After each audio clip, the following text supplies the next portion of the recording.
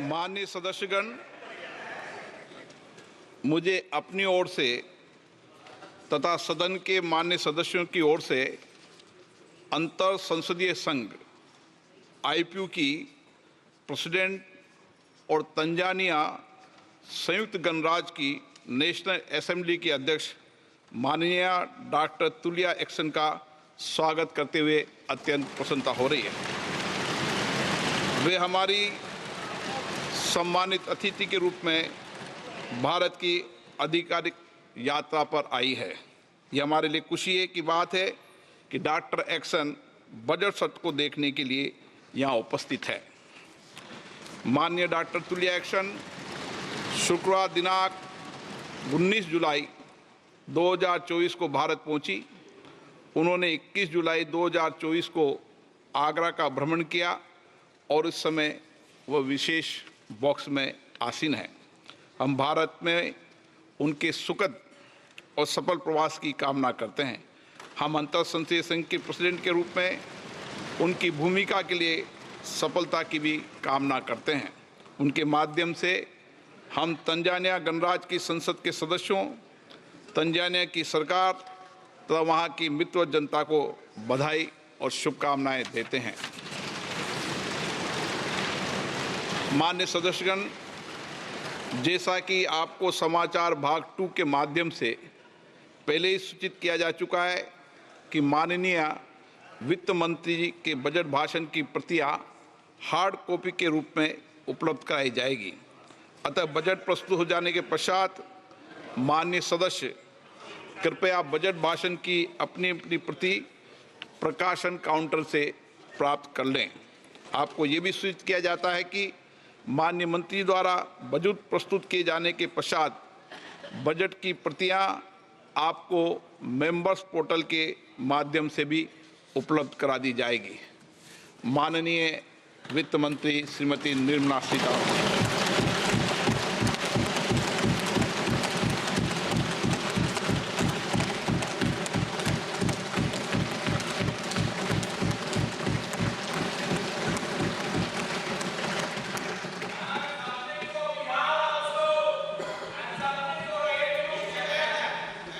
Honorable Speaker, I present the budget for 24-25. Introduction. The people of India have reposed their faith in the government led by Honorable Prime Minister Shri Narendra Modi and re-elected it for a historic third term under his leadership.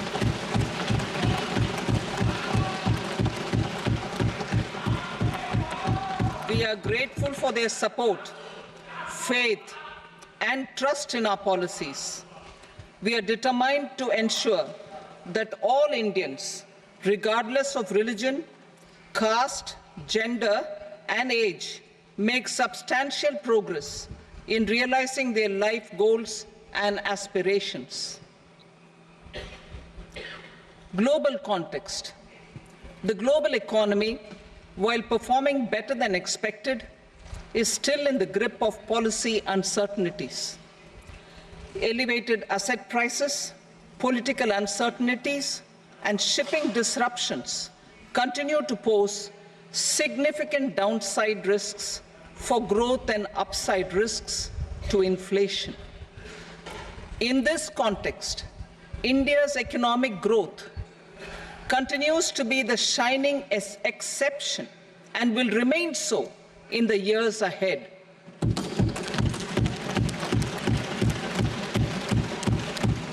India's inflation continues to be low, stable, and moving towards the 4% target. Core inflation, that is non-food and non-fuel, currently is 3.1%. Steps are being taken to ensure supplies of perishable goods reach markets adequately. Interim budget.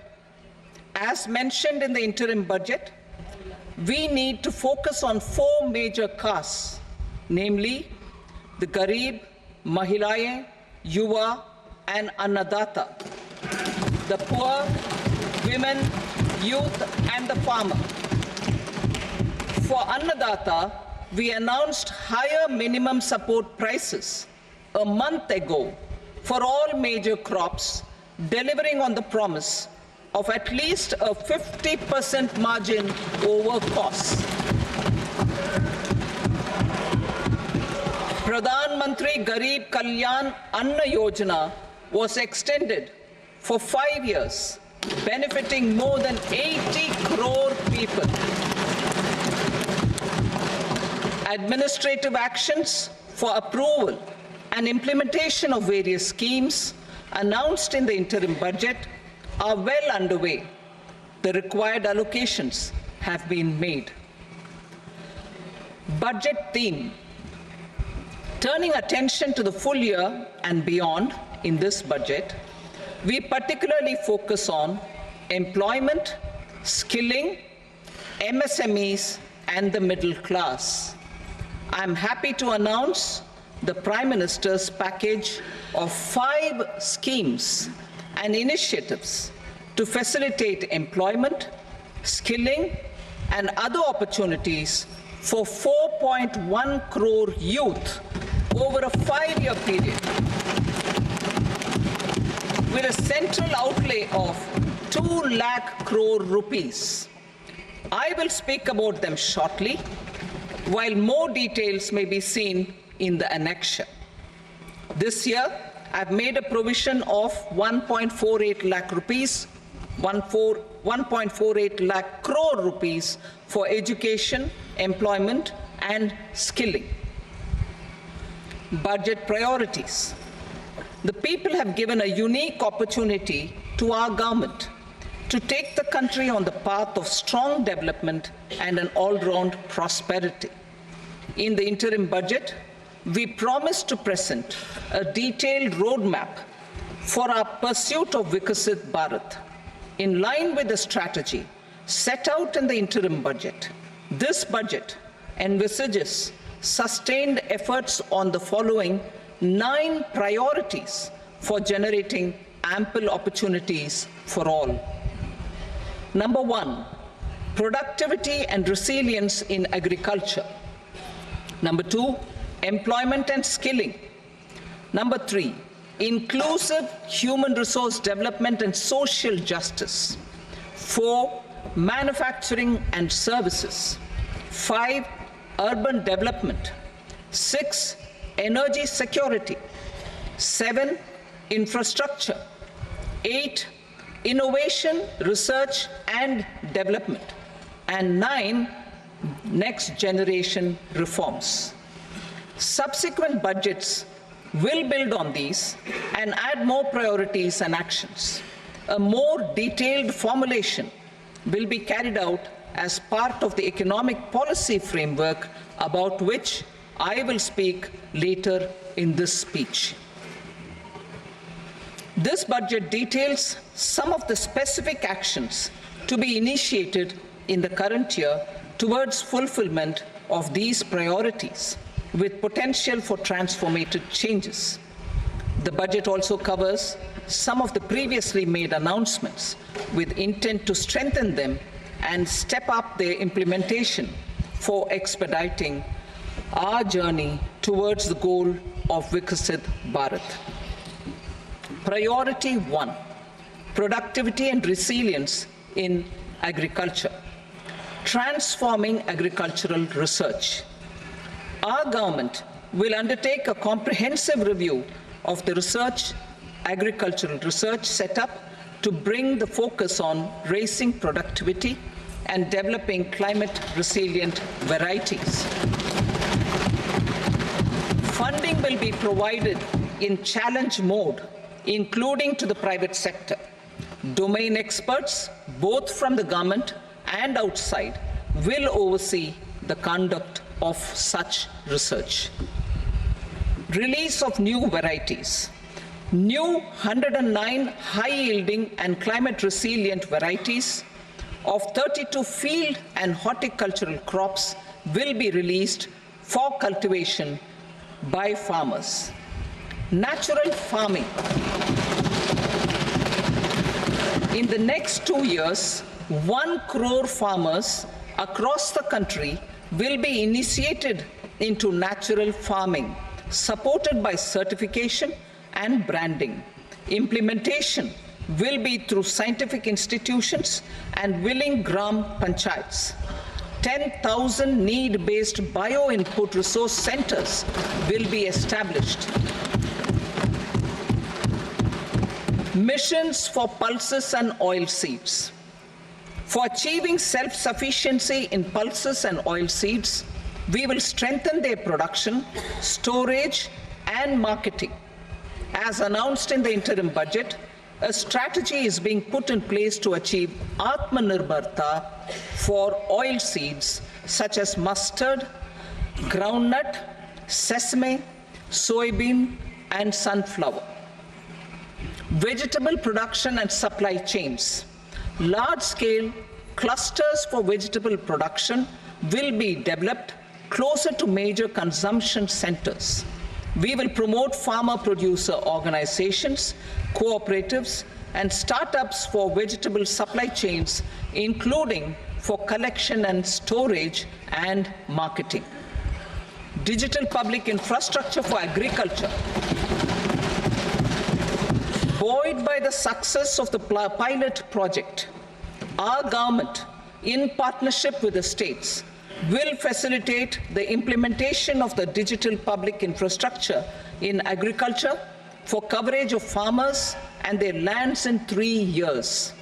During this year, digital crop survey for Kharif using the DPI will be taken up in 400 districts.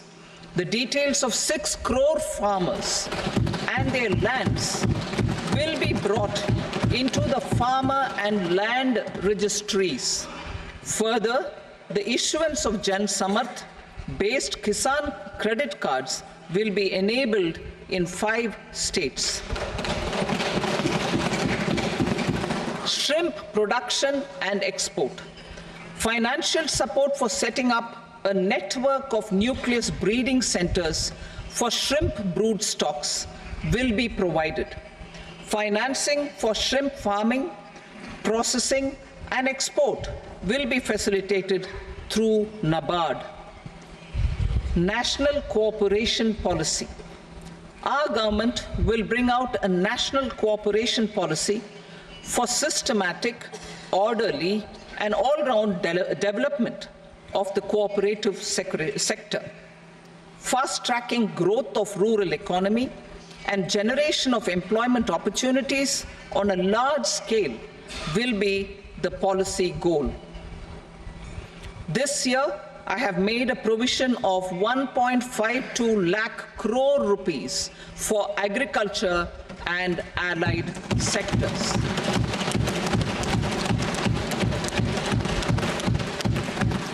Priority 2, employment and skilling. Employment-linked incentive. Our government will implement following 3 schemes for employment-linked incentive as part of the Prime Minister's package. These will be based on enrollment in the EPFO and focus on recognition of first-time employees and support to employees and employers. Scheme A, first-timers. This scheme will provide 1 month wage to all persons newly entering the workforce in all formal sectors.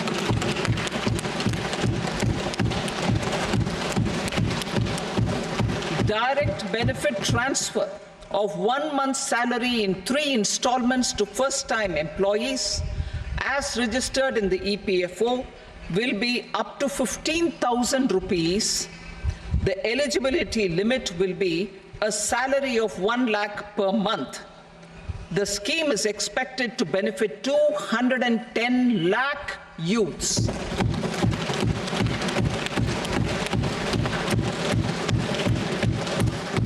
Scheme B, job creation in manufacturing. This scheme will incentivize additional employment in the manufacturing sector linked to the employment of first-time employees. An incentive will be provided at specified scale directly both to the employee and the employer with respect to the EPFO contribution in the first 4 years of employment. The scheme is expected to benefit 30 lakh youth entering employment and their employers.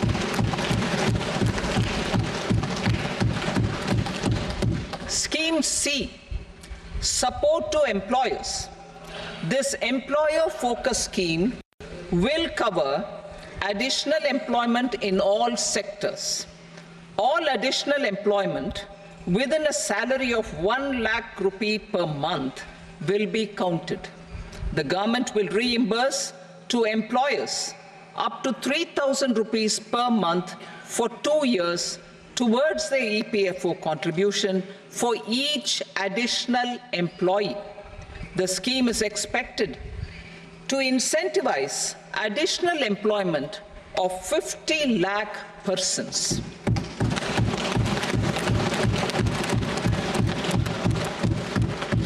Participation of women in the workforce. We will facilitate higher participation of women in the workforce through setting up of working women hostels in collaboration with industry and establishing creches.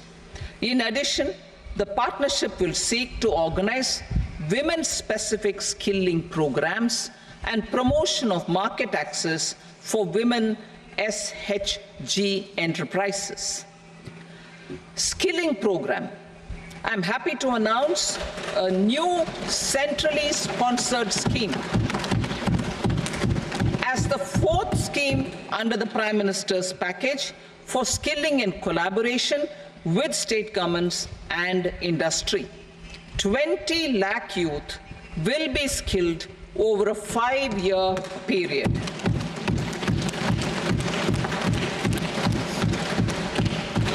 Thousand industrial training institutes will be upgraded in hub and spoke arrangements with outcome orientation. Course content and design will be aligned to the skill needs of industry, and new courses will be introduced for emerging needs. Skilling loans. The model skill loan scheme will be revised to facilitate loans up to 7.5 lakh rupees with a guarantee from a government-promoted fund. This measure is expected to help 25,000 students every year.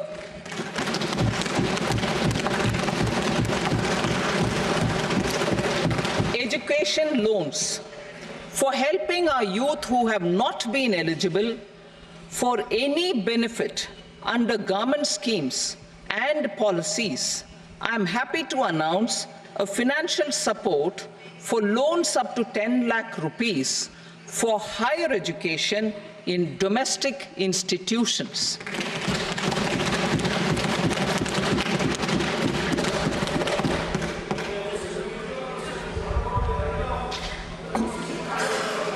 E-vouchers for this purpose. E-vouchers for this purpose will be given directly to 1 lakh students every year for annual interest subvention of 3% of the loan amount. Priority 3, inclusive human resource development and social justice, saturation approach. Our government is committed to all-round, all-pervasive and all-inclusive development of people, particularly farmers, youth, women, and the poor. For achieving social justice comprehensively, the saturation approach of covering all eligible people through various programs, including those for education and health, will be adopted to empower them by improving their capabilities.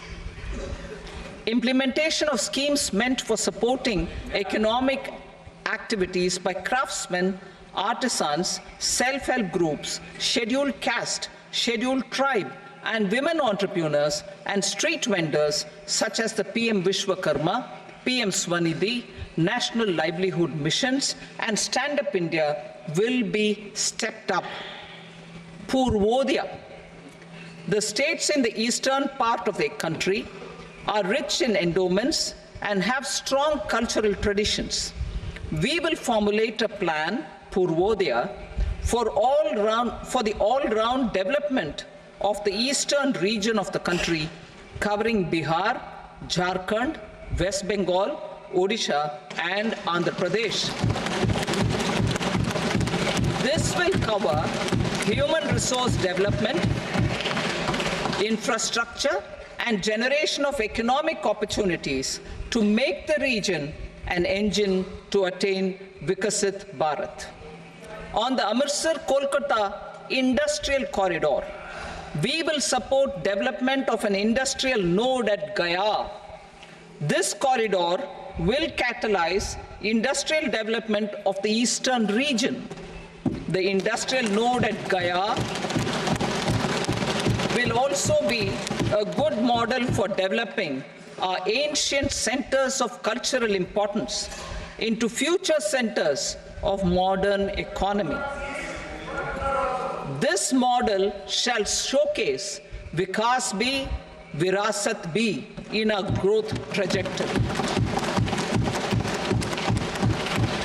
We will also support development of road connectivity projects, namely 1. Patna-Purnia Expressway, 2. Buxar-Bhagalpur Expressway, 3.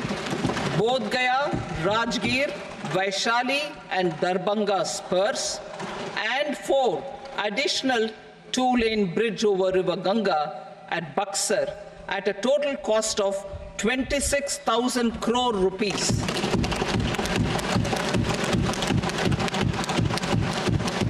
Power projects, including setting up of a new 2,400 megawatt power plant at Pir Painti, will be taken up at a cost of 21,400 crore rupees. New airports, medical colleges, and sports infrastructure in Bihar will be constructed. An additional allocation to support capital investments will be provided. The requests of Bihar government for external assistance from multilateral development banks will be expedited.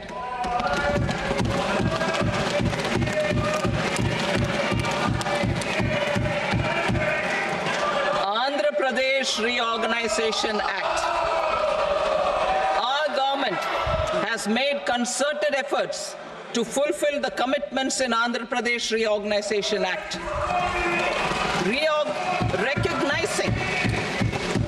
Recognizing the state's need for the capital, recognizing the state's need for a capital, we will facilitate special financial support through multilateral development agencies. In the current financial year, 15,000 crore rupees will be arranged with additional amounts in future years.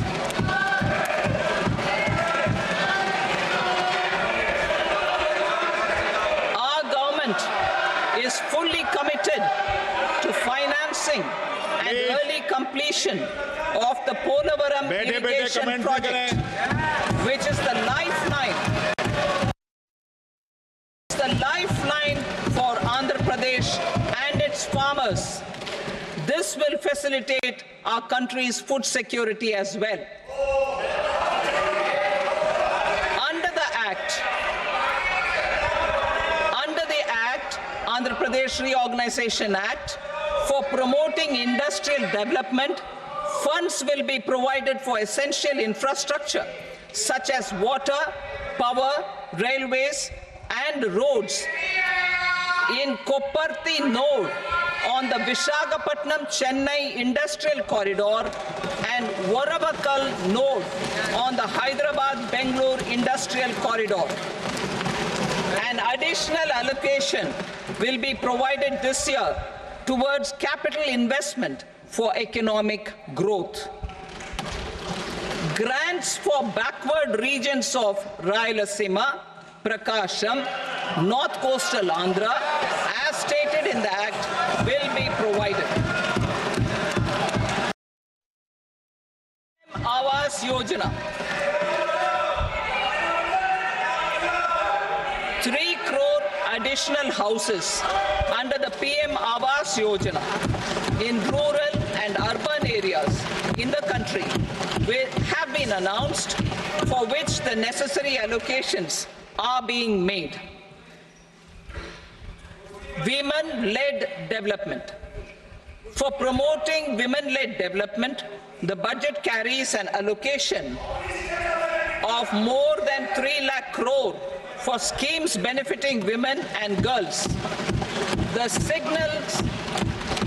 signals our government's commitment for enhancing women's role in economic development. Pradhan Mantri Janjatiya Unnat Gram Abhiyan. For improving the socio-economic condition of tribal communities, we will launch the Pradhan Mantri Janjatiya Unnat Gram Abhiyan by adopting saturation coverage for tribal families in tribal majority villages and aspirational districts.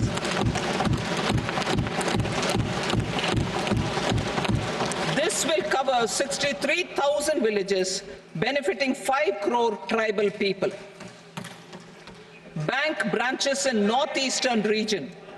More than 100 branches of India Post Payment Bank will be set up in the northeast region to expand the banking services. This year, I have made a provision of 2.66 lakh crore rupees for rural development, including rural infrastructure. Priority 4, manufacturing and services, support for promotion of MSMEs. This budget provides special attention to MSMEs and manufacturing, particularly labor-intensive manufacturing. We have formulated a package covering financing, regulatory changes, and technology support for MSMEs to help them grow and also compete globally, as mentioned in the interim budget. I am happy to announce the following specific measures. Credit guarantee scheme for MSMEs in the manufacturing sector. For facilitating term loans to MSMEs for purchase of machinery and equipment without collateral or third-party guarantee, a credit guarantee scheme will be introduced. The scheme will operate on pooling of credit risks of such MSMEs. A separately constituted self-financing guarantee fund will provide to each applicant guarantee cover up to 100 crore rupees, while the loan amount may be larger. The borrower will have to provide an upfront guarantee fee and an annual guarantee fee on the reducing loan balance. New assessment model for MSME credit. Public sector banks will build their own in-house capability to assess MSMEs for credit instead of relying on external assessment. They will also take a lead in developing or getting developed a new credit assessment model based on the scoring of digital footprints of the MSMEs in the economy. This is expected to be a significant improvement over the traditional assessment of credit eligibility based only on asset or turnover criteria. That will also cover MSMEs without a formal accounting system. Credit support to MSMEs during stress period. I'm happy to announce a new mechanism for facilitating continuation of bank credit to MSMEs during their stress period while being in special mention account, SMA stage, for reasons beyond their control. MSMEs need credit to continue their business, and to avoid getting into the NPA stage. Credit availability will be supported through a guarantee from a government-promoted fund. Mudra loans. The limit of Mudra loans will be enhanced to 20 lakh from the current 10 lakh for those entrepreneurs who have availed and successfully repaid previous loans under the Tarun category. Enhanced scope for mandatory onboarding in trades. For facilitating MSMEs to unlock their working capital by converting their trade receivables into cash, I propose to reduce the turnover threshold of buyers for mandatory onboarding on the trades platform from rupees 500 crore to 250 crore rupees. This measure will bring 22 more CPSCs and 7,000 more companies onto the platform. Medium enterprises will also be included in the scope of the suppliers. SIDBI branches in MSME clusters. SIDBI will open new branches to expand its reach to serve all major MSME clusters within 3 years and provide direct credit to them. With the opening of 24 such branches this year, the service coverage will expand to 168 out of 242 major clusters. MSME units for food irradiation, quality and safety testing. Financial support for setting up of 50 multi-product food irradiation units in the MSME sector will be provided. Setting up of 100 food quality and safety testing labs with NABL accreditation will be facilitated. E-commerce export hubs. To enable MSMEs and traditional artisans to sell their products in international markets, e-commerce export hubs will be set up in public-private partnership mode. These hubs, under a seamless regulatory and logistic framework, will facilitate trade and export-related services under one roof. Measures for promotion of manufacturing and services. Internship in top companies. As the 5th scheme under Prime Minister's package, our government will launch a comprehensive scheme for providing internship opportunities in 500 top companies to 1 crore youth in 5 years. They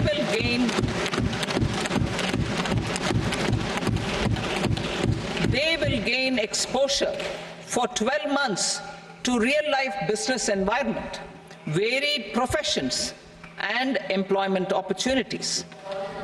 An internship allowance of 5,000 per month, 5,000 rupees per month, along with a one-time assistance of 6,000 rupees will be provided.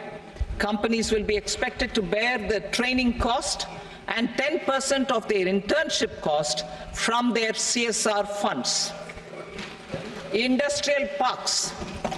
Our government will facilitate development of investment-ready, plug-and-play industrial parks with complete infrastructure in or near 100 cities in partnership with the states and private sector by better using town planning schemes.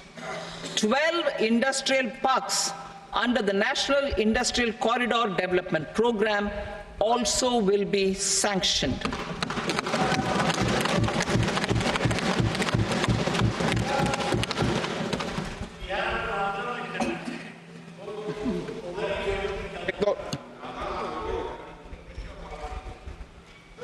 Veji paper, no, please, Petty.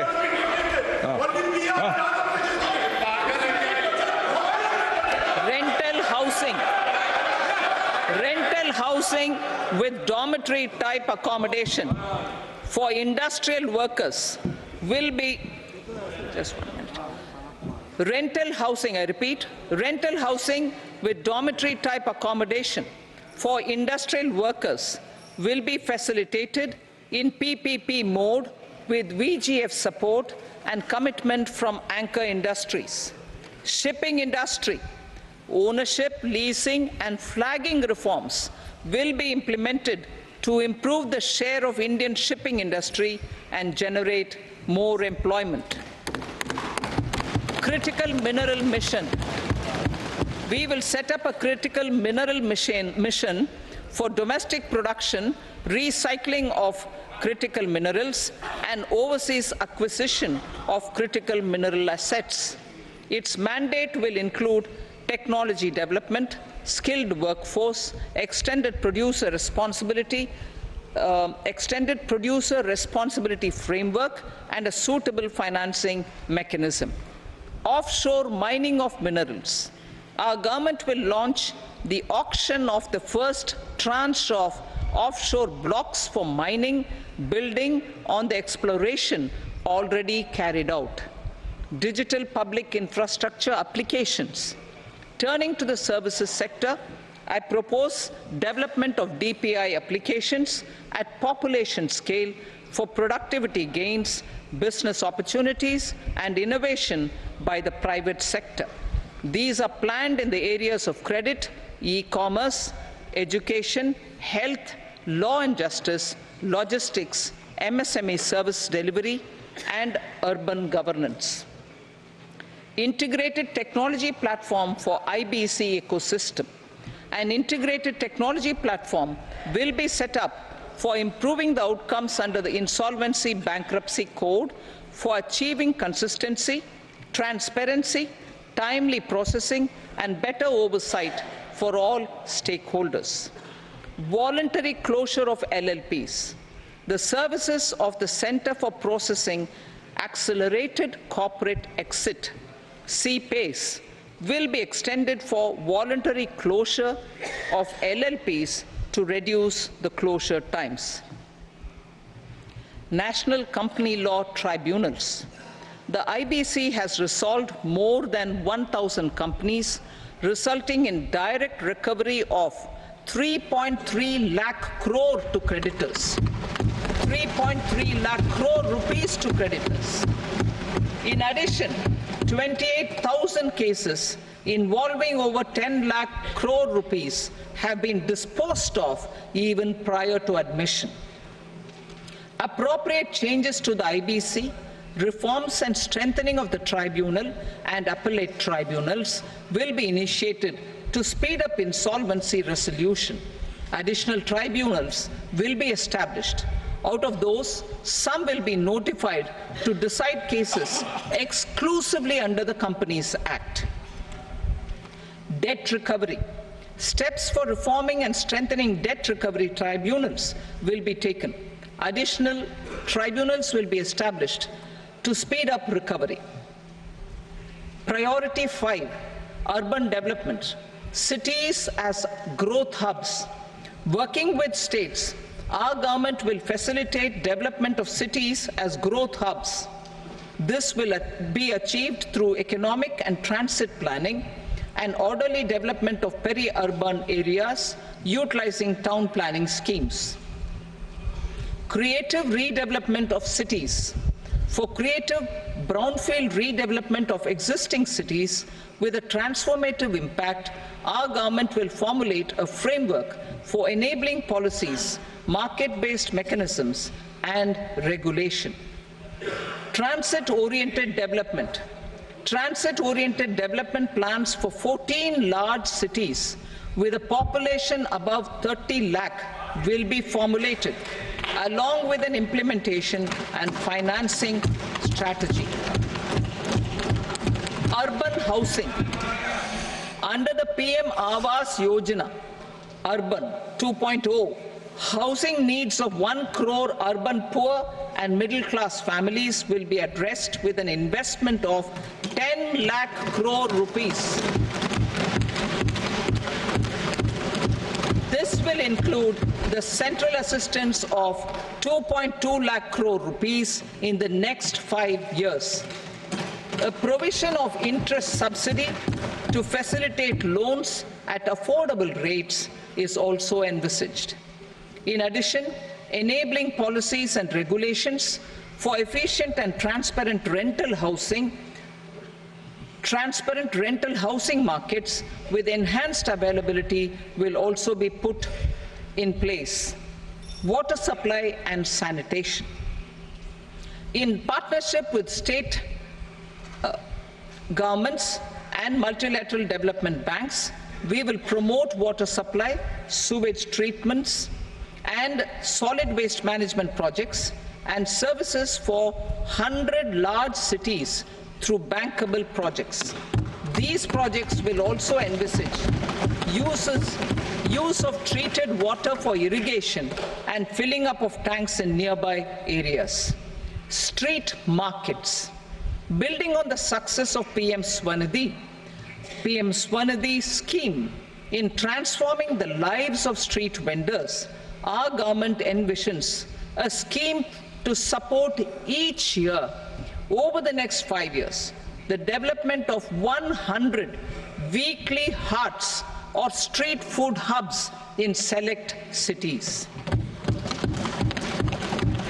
Stamp duty. We will encourage states which continue to charge high stamp duty to moderate the rates for all and also consider further lowering duties for properties purchased by women. This reform will be made an essential component of urban development schemes. Priority 6, energy security, energy transition.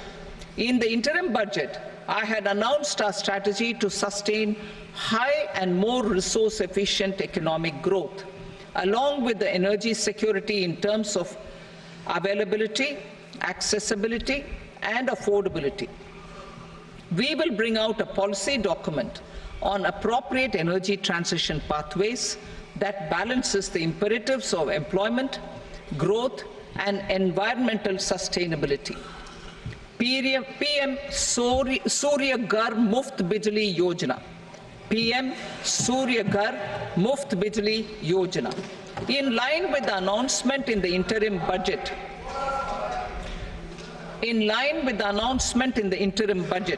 PM Surya Ghar Muft Bijli Yojana has been launched to install rooftop solar plants to enable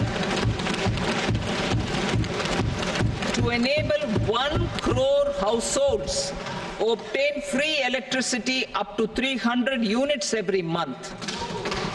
The scheme has generated remarkable response with more than 1.28 crore registrations and 14 lakh applications, and we will further encourage it. Pumped storage policy.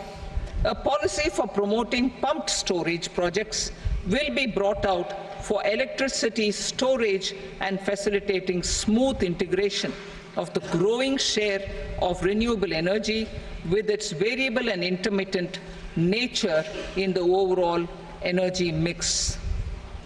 Research and development of small and modular nuclear reactors.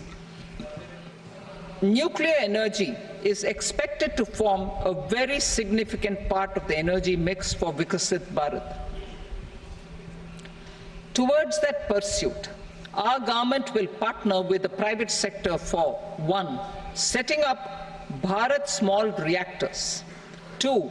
Research and development of Bharat Small Modular Reactor, and 3. Research and development of newer technologies for nuclear energy.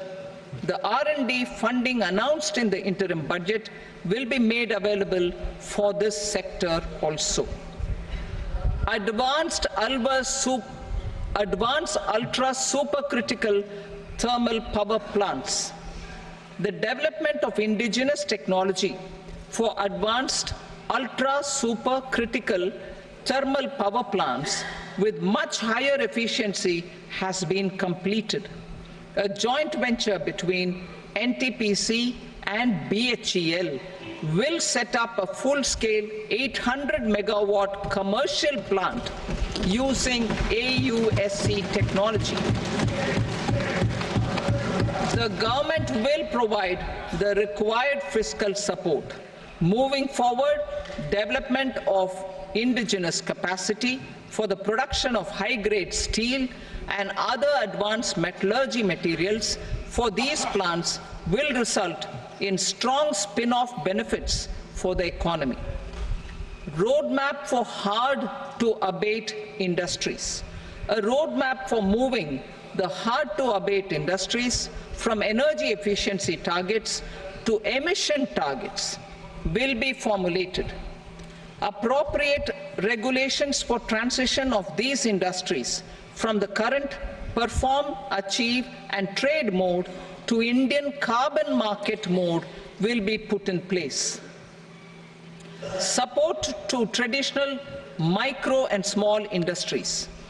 An investment-grade energy audit of traditional micro and small industries in 60 clusters, including brass and ceramic, will be facilitated.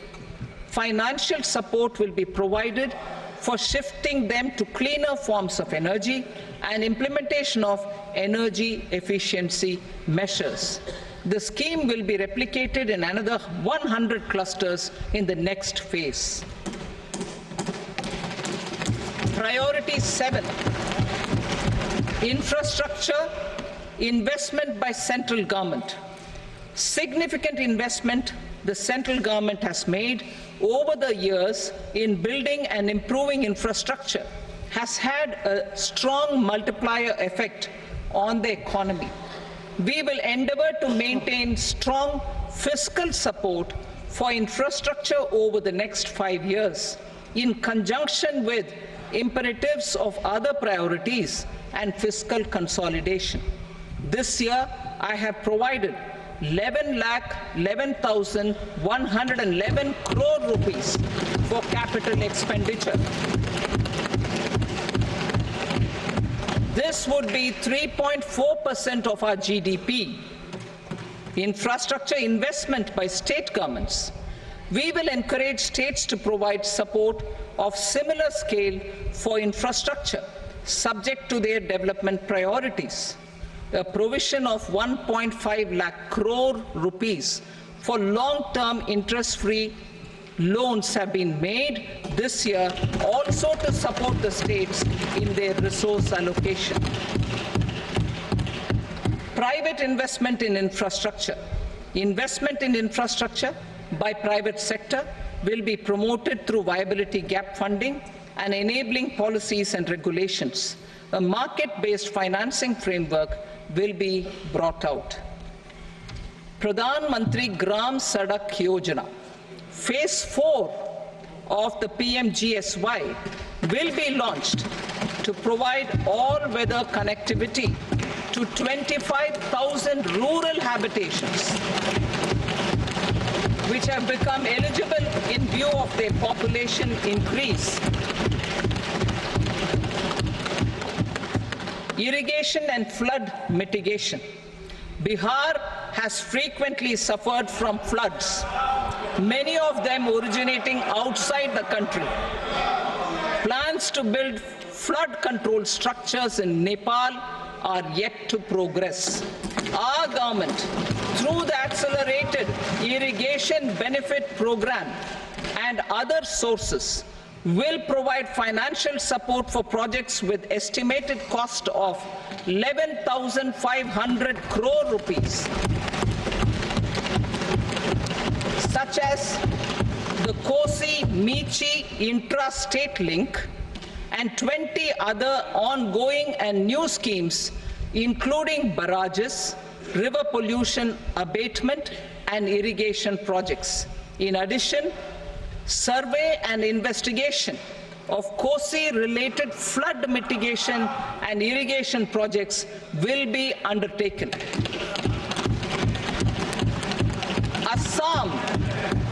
Assam grapples with floods every year by the Brahmaputra River and its tributaries originating outside India. we will provide assistance to Assam for flood management and related projects.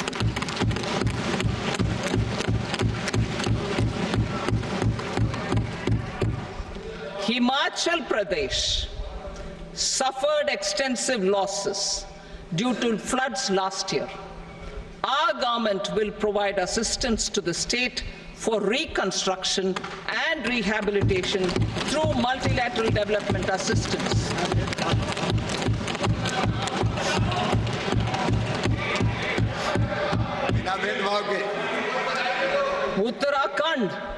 Uttarakhand too suffered losses due to cloudbursts and massive landslides. We will provide assistance to the state. Recently, Sikkim witnessed devastating flash floods and landslides that wreaked havoc across the state. Our government will provide assistance to the state. Tourism has always been a part of our civilization. Our efforts in positioning India as a global tourist destination will also create jobs, stimulate investments, and unlock economic opportunities for other sectors. In addition to the measures outlined in the interim budget, I propose the following measures. Vishnupad Temple at Gaya and Mahabodhi Temple at Bodh Gaya in Bihar are of immense spiritual significance. Comprehensive development of Vishnupad Temple Corridor and Mahabodhi Temple Corridor will be supported, modeled on the successful Kashi Vishwanath Temple Corridor to transform them into world-class pilgrim and tourist destinations. Rajgir holds immense religious significance for Hindus, Buddhists, and Jains. The 20th Tirthankara Muniswarata temple in the Jain temple complex is ancient. The Saptarishi, or the 7 hot springs, form a warm water Brahmkund that is sacred. A comprehensive development initiative for Rajgir will be undertaken. Our government will support the development of Nalanda as a tourist center, besides reviving Nalanda University to its glorious stature.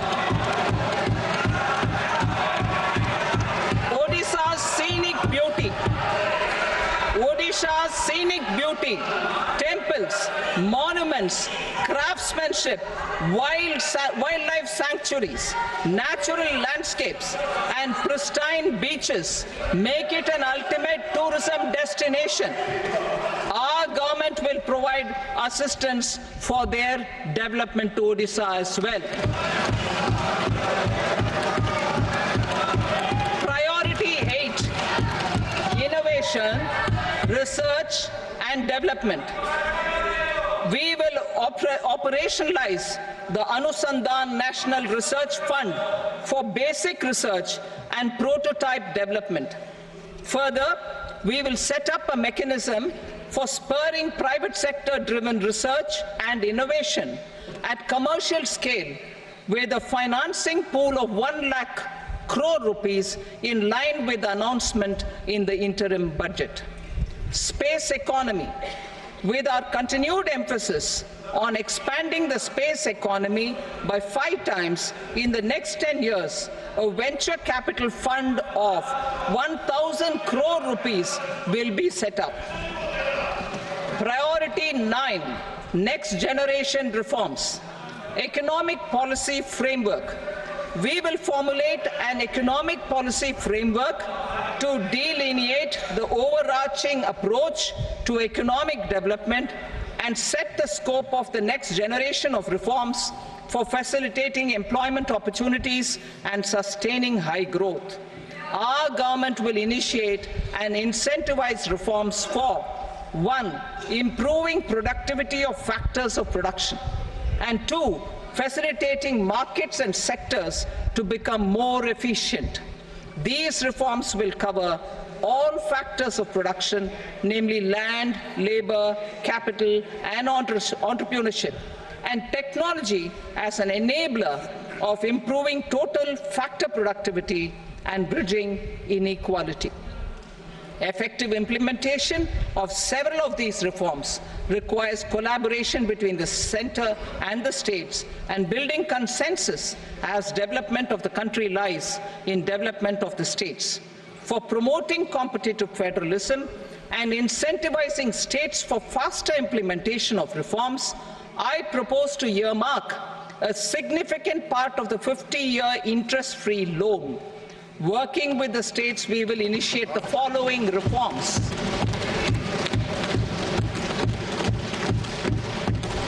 Land-related reforms and actions, both in the rural and urban areas, will cover land administration, will cover 1. Land administration, planning and management, and 2. Urban planning usage and building bylaws. These will be incentivized for completion within the next 3 years through appropriate fiscal support.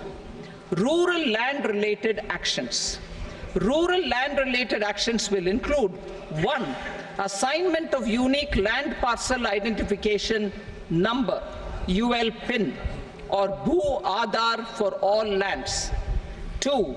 Digitization of cadastral maps. 3. Survey of subdivisions, survey of map subdivisions as per current ownership. 4. Establishment of land registry. And 5. Linking to the farmers registry. These actions will also facilitate credit flow and other agricultural services. Urban land-related actions. Land records in urban areas will be digitized with GIS mapping. An IT-based system for property record administration, updating, and tax administration will be established. These will also facilitate improving the financial position of urban local bodies. Labor-related reforms. Services to labor. Our government will facilitate the provision of a wide array of services to labor, including those for employment and skilling. A comprehensive integration of e-Shram portal with other portals will facilitate such one-stop solution. Open architecture databases for the rapidly changing labor market, skill requirements, and available job roles, and a mechanism to connect job aspirants with potential employers and skill providers will be covered in these services. Shram Suvidha and Samadhan portal. Shram Suvidha and Samadhan portal will be revamped to enhance ease of compliance for industry and trade. Capital and entrepreneurship related reforms, financial sector vision and strategy. For meeting financing needs of the economy, our government will bring out a financial sector vision and strategy document to prepare the sector in terms of size, capacity, and skills. This will set the agenda for the next 5 years and guide the work of the government, regulators, financial institutions, and market participants. Taxonomy for climate finance. We will develop taxonomy for climate finance for enhancing the availability of capital for climate adaptation and mitigation. This will support achievement of the country's climate commitments and green transition. Variable capital company structure. We will seek the required legislative approval for providing an efficient and flexible mode for financing leasing of aircrafts and ships and pooled funds of private equity through a variable company structure. Foreign direct investments and overseas investment. The rules and regulations for foreign direct investment and overseas investments will be simplified to 1. Facilitate foreign direct investments, 2. Nudge prioritization, and 3. Promote opportunities for using Indian rupee as a currency for overseas investment. NPS Vatsalya. NPS Vatsalya, a plan for contribution by parents and guardians for minors, will be started. On attaining the age of majority, the plan can be converted seamlessly into a normal NPS account. Use of technology. We have successfully used technology for improving productivity and bridging inequality in our economy during the past 10 years.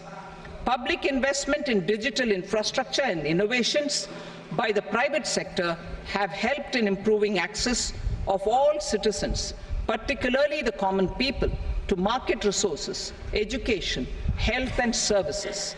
We will step up adoption of technology towards digitalization of the economy. Ease of doing business.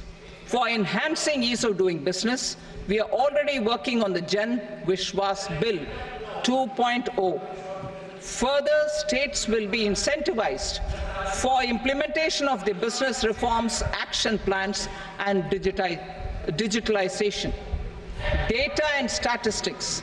For improving data governance, collection, processing and management of data and statistics, different sectoral databases, including those established under the Digital India Mission, will be utilized with active use of technology tools. New pension scheme. The committee to review the NPS has made considerable progress in its work. I'm happy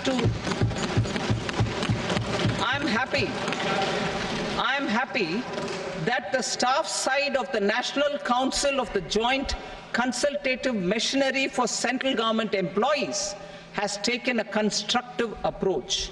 A solution will be evolved which addresses the relevant issues while maintaining fiscal prudence to protect the common citizens.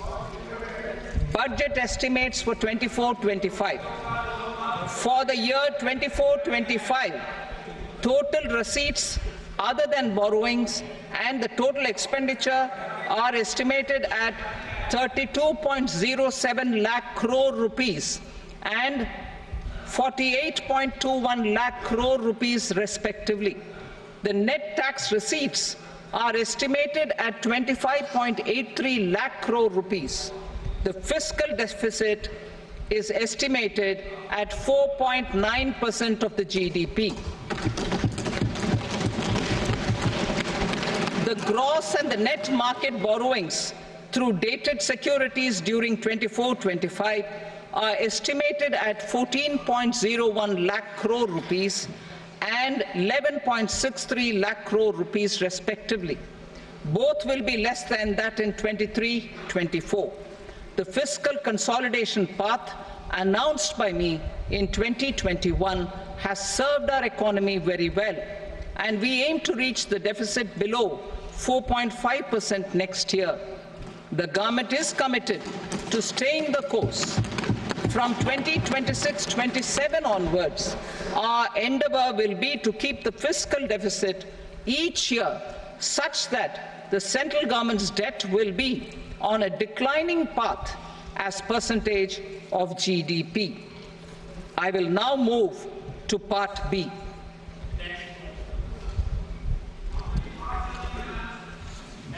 Indirect taxes. Sir, I start with GST. It has decreased tax incidence on the common man, reduced compliance burden and logistics cost for trade and industry, and enhanced revenues of the central and the state governments. It is a success of vast proportions. To multiply the benefits of GST, we will strive to further simplify and rationalize the tax structure and endeavor to expand it to the remaining sectors. My proposals for custom duties My proposals for customs duties intend to support domestic manufacturing, deepen local value addition, promote export competitiveness, and simplify taxation while keeping the interest of the general public and consumers paramount. In Budget 22-23, we reduced the number of customs duty rates. I propose to undertake a comprehensive review of the rate structure over the next 6 months to rationalize and simplify it for ease of trade, removal of duty inversion, and reduction of disputes. I shall now take up sector-specific customs duty proposals. Medicine and medical equipments. To provide relief to cancer patients, I propose to fully exempt 3 more medicines from customs duties.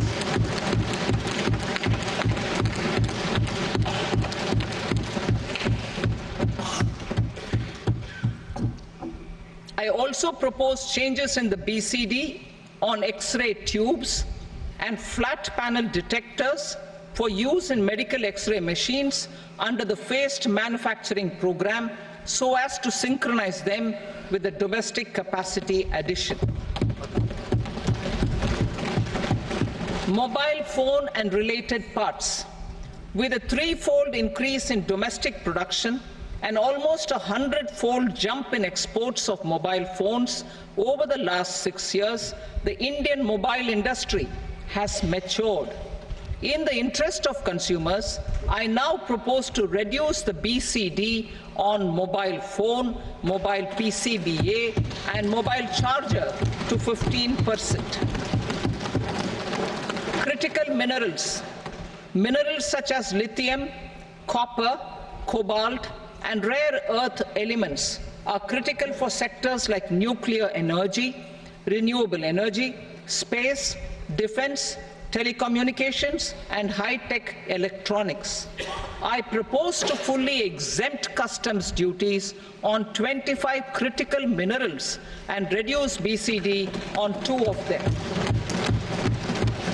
This will provide a major fillip to the processing and refining of such minerals and help secure their availability for these strategic and important sectors.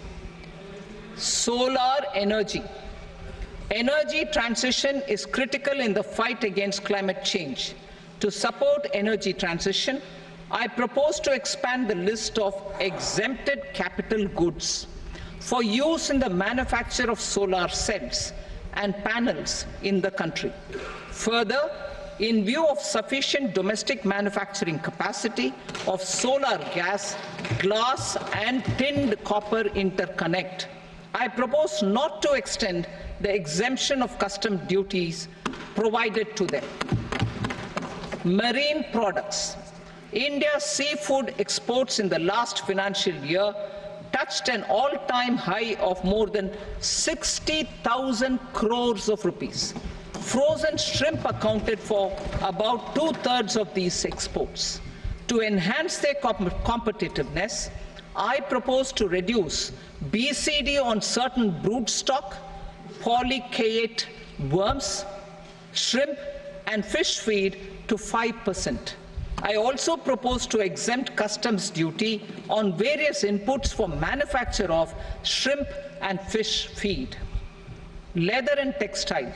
Similarly, to enhance the competitiveness of exports in the leather and textile sectors, I propose to reduce BCD on real down-filling material from duck or goose.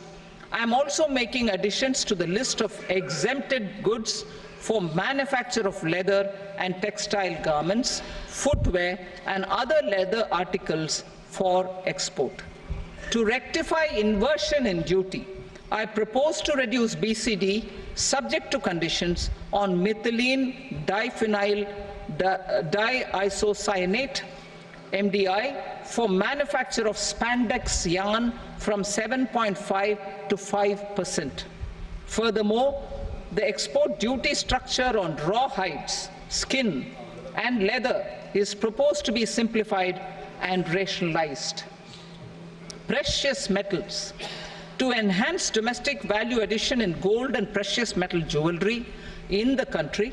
I propose to reduce customs duties on gold and silver to 6% and that of platinum to 6.4%. Other metals, steel and copper are important raw materials. To reduce their cost of production, I propose to remove the BCD on ferronickel and blister copper.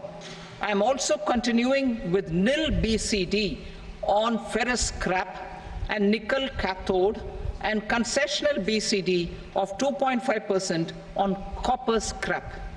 Electronics. To increase value addition in the domestic electronics industry, I propose to remove the BCD subject to conditions on oxygen-free copper for manufacture of resistors. I also propose to exempt certain parts for manufacture of connectors. Chemicals and petrochemicals. To support existing and new capacities in the pipeline, I propose to increase the BCD on ammonium nitrate from 7.5% to 10%. Plastics. PVC flex banners are non-biodegradable and hazardous for environment and health. To curb their imports, I propose to raise the BCD on them from 10 to 25%. Telecommunication equipment. To incentivize domestic manufacturing, I propose to increase the BCD from 10 to 15% on PCBA of specified telecom equipment. Trade facilitation. To promote domestic aviation and boat and ship MRO, I propose to extend the period for export of goods imported for repairs from 6 months to 1 year. I'll read that again. To promote domestic aviation and boat and ship maintenance, repair and operations, I propose to extend the period for export of goods imported for repairs from 6 months to 1 year. In the same vein, I propose to extend the time limit for re-import of goods for repairs under warranty from 3 to 5 years.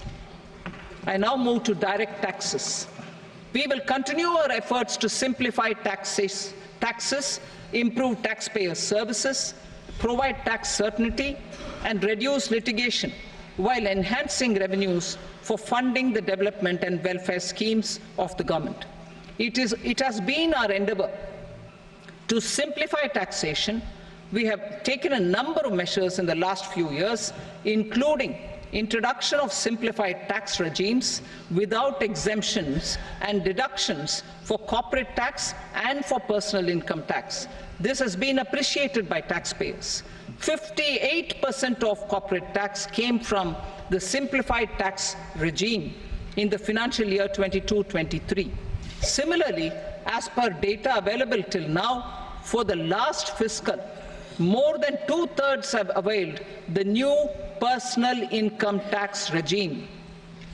Comprehensive review of the Income Tax Act. I am now announcing a comprehensive review of the Income Tax Act 1961. The purpose is to make the Act concise, lucid, easy to read and understand. This will reduce disputes and litigation, thereby providing tax certainty to the taxpayers. I will also bring down the demand embroiled in litigation. It is proposed to be completed in 6 months. A beginning is being made in the finance bill by simplifying the tax regime for charities, tedious rate structures, provisions of reassessment and such provisions, and capital gains taxation.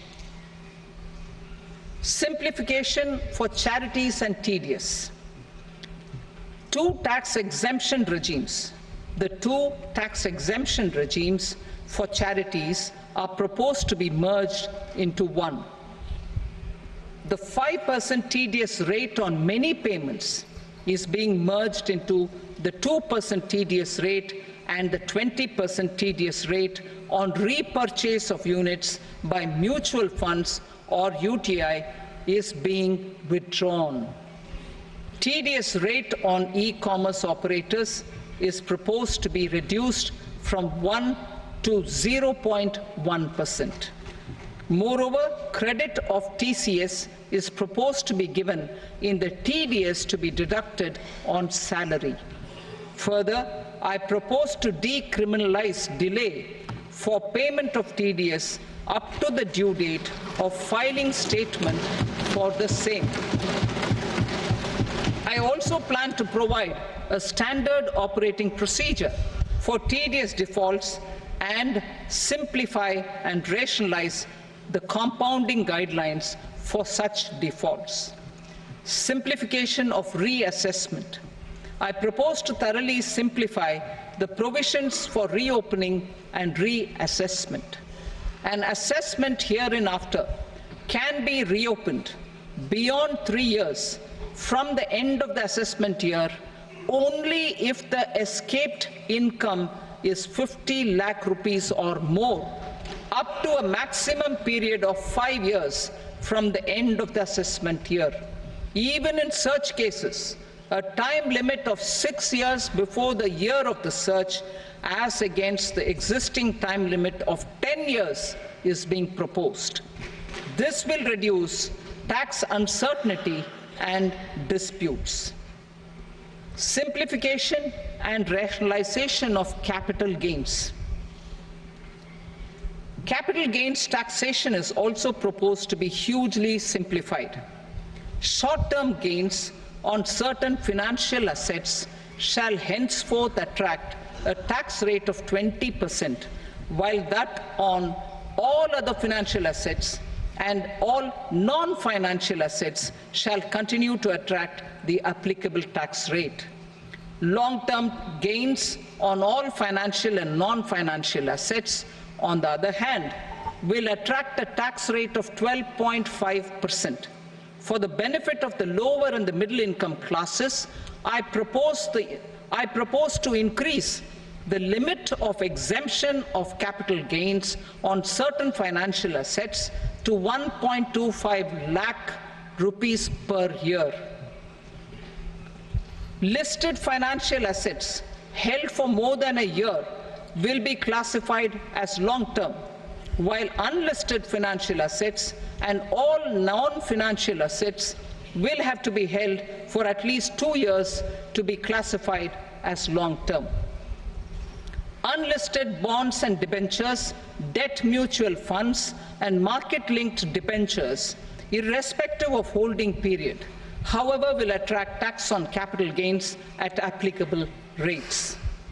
Taxpayer services. All the major taxpayer services under GST and most services under customs and income tax have been digitalized. All remaining services of customs and income tax, including rectification and order giving effect to appellate orders, shall be digitalized and made paperless over the next 2 years. Litigation and appeals. While our concerted efforts to reduce pendency of appeals at various appellate fora are beginning to show good results, it will continue to engage our highest attention. To dispose of the backlog of first appeals, I plan to deploy more officers to hear and decide such appeals, especially those with large tax effect.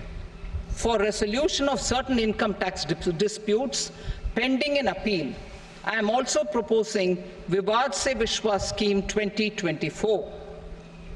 Further, I propose to increase monetary limits for filing appeals related to direct taxes, excise, and service tax in the tax tribunals, high courts, and Supreme Court to 60 lakh rupees, 2 crore rupees, and 5 crore respectively. With a view to reduce litigation and provide certainty in international taxation, we will expand the scope of safe harbor rules and make them more attractive. We will also streamline the transfer pricing assessment procedure. Employment and investment. I have a few proposals to promote investment and foster employment. First of all, to bolster the Indian startup ecosystem, boost the entrepreneurial spirit, and to support innovation, I propose to abolish the so-called angel tax for all classes of investors.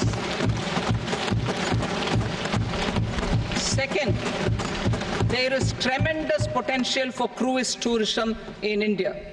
To give a fillip to this employment-generating industry, I am proposing a simpler tax regime for foreign shipping companies operating domestic cruises in the country. Third, India is a world leader in the diamond cutting and polishing industry, which employs a large number of skilled workers. To further promote the development of this sector, we would provide for safe harbor rates for foreign mining companies selling raw diamonds in the country.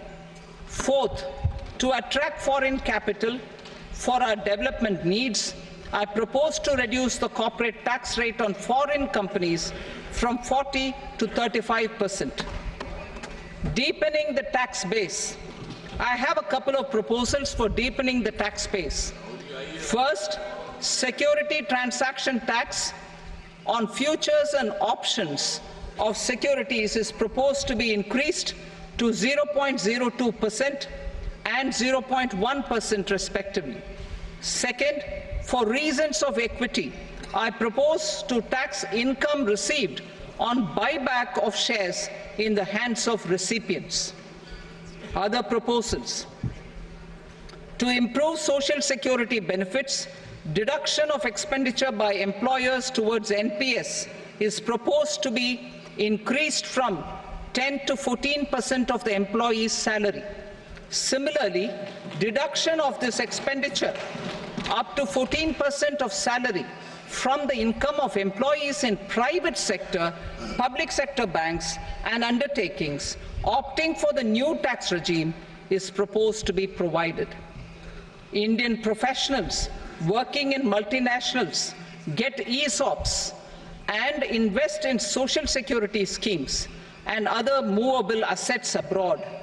Non-reporting of such small foreign assets has penal consequences under the Black Money Act. Such non-reporting of movable assets up to 20 lakh rupees is proposed to be depenalized. Other major proposals in the finance bill relate to withdrawal of equalization levy of 2%, expansion of tax benefits to certain funds and entities in IFSCs, and immunity from penalty and prosecution to Benamidar on full and true disclosure so as to improve conviction under the Benami Transaction Prohibition Act 1988. Personal income tax. Coming to personal income tax rates, I have two announcements to make for those opting for the new tax regime. First, the standard deduction for salaried employees is proposed to be increased from 50,000 to 75,000 rupees.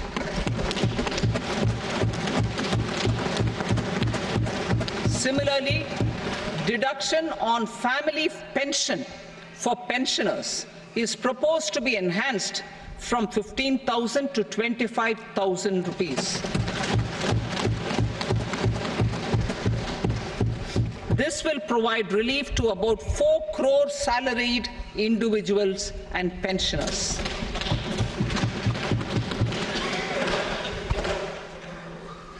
Second, in the new tax regime, the tax rate structure is proposed to be revised as follows: 0 to 3 lakh rupees, nil; 3 to 7 lakh rupees, 5%; 7 to 10 lakh rupees, 10%; 10 to 12 lakh rupees, 15%; 12 to 15 lakh rupees, 20%; and above 15 lakh rupees, 30%.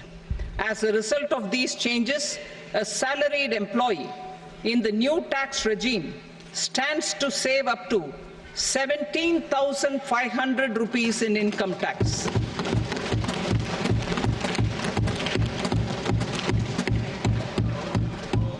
Apart from these, I am also making some other changes as given in the annexure.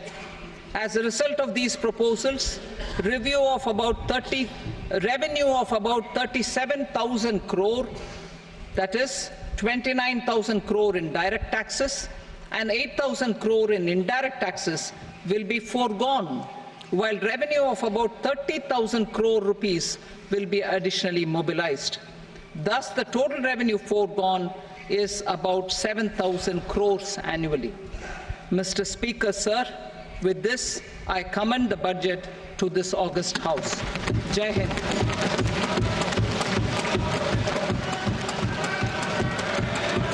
Item number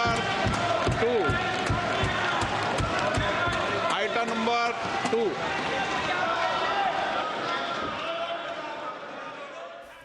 Okay, no relief if you're an investor. You pay high capital gains, and you can see the mid-cap index nosediving 2% and the Nifty nosediving 1%. But relief for all of us, 17,500 rupees by way of taxes. I think the Finance Minister is speaking again. Budget Management, FRBM Act 2003, Medium-Term Fiscal Policy cum Fiscal Policy Strategy Statement, and Macroeconomic Framework Statement.